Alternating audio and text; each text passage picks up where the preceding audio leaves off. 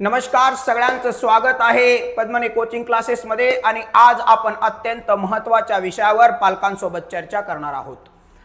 पालकांनो आणि विद्यार्थ्यांनो लक्ष द्या। सर्वात महत्त्वाचं की शाळेत किंवा क्लासमध्ये विद्यार्थ्यांचे बेसिक पक्के नसताना त्या विद्यार्थ्याला शाळेचे पुस्तक का शिकवले जाते, हा संपूर्ण महाराष्ट्रातील पालकांच्या मनातील एक प्रश्न मी आज तुमच्या समोर घेऊन आलेलो आहोत।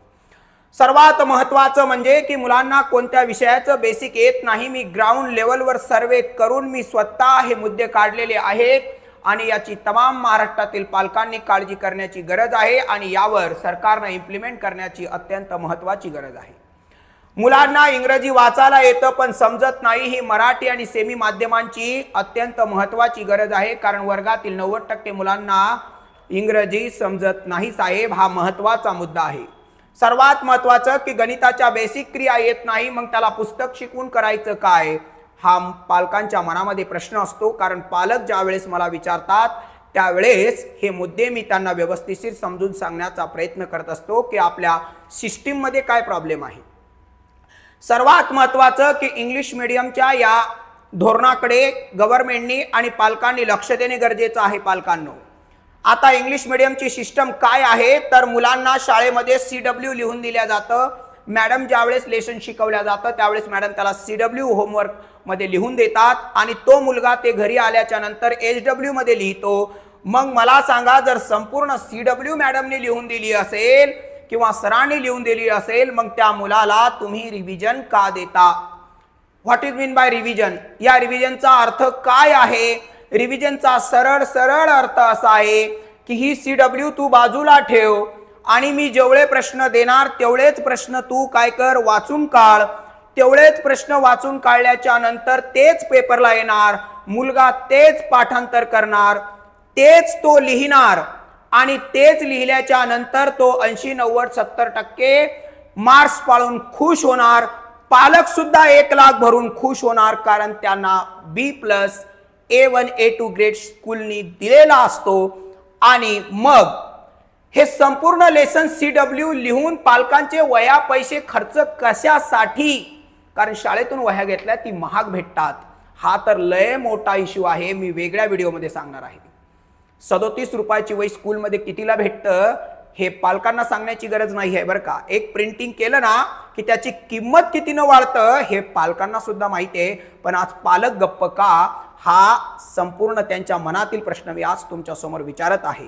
सर्वात महत्त्वाची आहे की मुले फक्त रिव्हिजनच पाठ करतात आणि रिव्हिजन केल्याच्या नंतर ते पालक आणि एवढी मोठी फी भरून ते खुश होतात आणि आपला मुलगा हुशार आहे असं ते दाखवण्याचा प्रयत्न करतात, पण वास्तविकता त्याची अवेअरनेस पॉवर फक्त रिव्हिजन पुरतीच येते, त्याच्या मर्यादेच्या पलीकडे जात नाही। ही इंग्लिश मीडियमच्या वस्तुस्थिती आहे, ही ग्राउंड लेवलला जाऊन मी सर्वे करून आज तुमच्या समोर मांडत आहे आणि हा प्रत्येक पालकांच्या मुलातल्या मनातला मी प्रश्न आज मी तुमच्या समोर मांडत आहे। यासाठी काय करावं, यासाठी मी माझ्या पद्मनी कोचिंग क्लासेसच्या अंतर्गत एक जबरदस्त स्ट्रॅटेजी आणि प्लॅन आखलेला आहे, मी तुम्हाला ते पण सांगण्याचा प्रयत्न करतोय। सर्वात महत्त्वाचं की संपूर्ण विषयाचे मुलांचे पाठांतरच नाही, त्यांचं ते लर्निंगच नाही, ते त्यांच्या डोक्यातच नाही, मग एक्झाम का घेतली जाते? What is mean by exam? या एक्झामचा अर्थ काय आहे?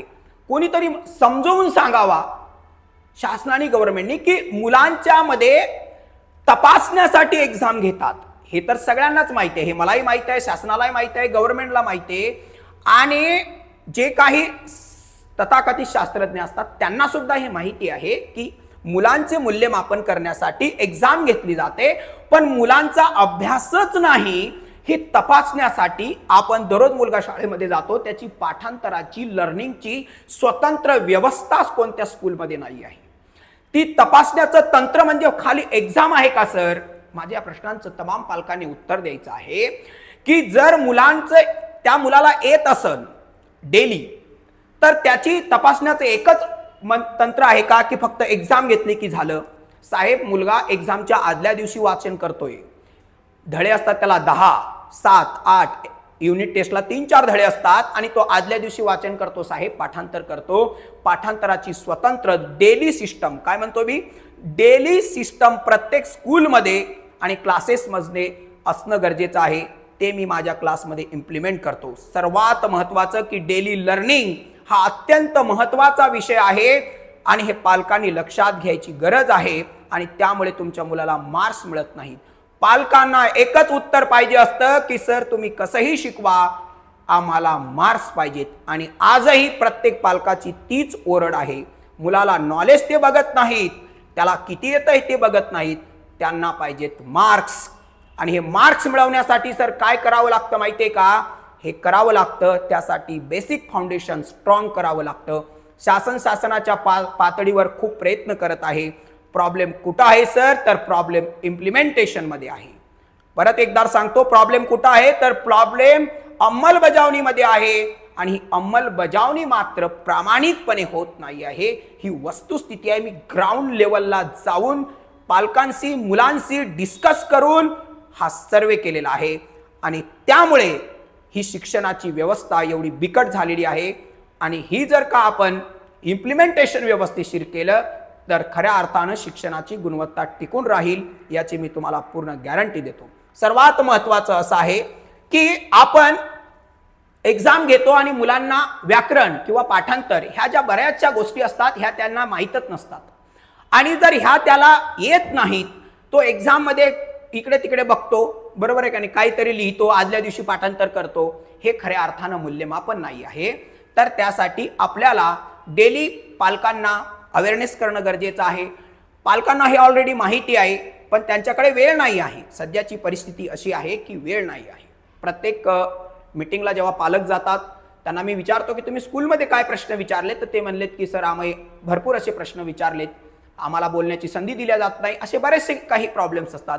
आणि सर्वात महत्त्वाचं असं आहे की त्या मुलांची प्रगती कशी आहे, तर तो उत्तर काय मिळतात, तर छान करतो, बरोबर आहे का नाही, छान करतो, थोडा कच्चा आहे, हे जे जनरल प्रश्न आहेत ना साहेब, हे जनरल प्रश्न काही कामाचे नसतात। आता माझा मुलगा अभ्यासात कसा आहे, कच्चा आहे, ते तर आम्हालाही माहिती आहे की म्हणूनच तर आम्ही तुम्हाला शाळेतला पाठवलो, तुमच्याकडे क्लासला पाठवतो। तो कच्चा आहे ते नाही साहेब, आम्हाला हे उत्तर सांगायचं आहे मॅडम तुम्ही की तुमच्या विषयामध्ये इतिहासातले किती प्रश्न पाठ आहेत, त्याला कोणते प्रश्न पाठ आहेत तो न बघता लिहितो का? कारण पालक चुकीचा प्रश्न विचारतात म्हणून समोरचा शिक्षक सुद्धा चुकीचं उत्तर देतंय आणि खऱ्या अर्थाने प्रश्न आणि उत्तराची मेथड आपण चेंज करणं पालकांना गरजेचं आहे। हे अत्यंत महत्त्वाचे आहे। आपण जर समोरच्या सरांना मॅडमला विचारलं की याचे इंग्लिशचे किती प्रश्न पाठ आहेत तर सरांना नंबरमध्ये उत्तर द्यावं लागेल ना। आपण विचारतो की त्याला इंग्लिशमध्ये कसं आहे, ते म्हणते छान आहे, झालं, छान आहे म्हणजे संपलं ना, तुम्हाला काही पुढचं विचारायची गरजच नाही ना, तुम्ही खुश। पण जेव्हा इंग्रजीत तो नापास होतो तेव्हा तुम्हाला कळल की तो नापास का झाला, त्या प्रश्नाचं उत्तर हे आहे साहेब, इंग्रजी मुलाला समजत नाही, मराठी आणि सेमी माध्यमाची ही वस्तुस्थिती आहे। खऱ्या अर्थानं हे बदलण्याची आज आपल्याला गरज आहे आणि मी अत्यंत अभ्यासपूर्ण, अत्यंत व्यवस्थित, असे भरपूर मुद्दे आहेत बरं का पालकांनो, तरी मी जे महत्त्वाचे मुद्दे आहेत, खास करून इंग्लिश मीडियमचा जो मुद्दा आहे हा लय महत्त्वाचा आहे।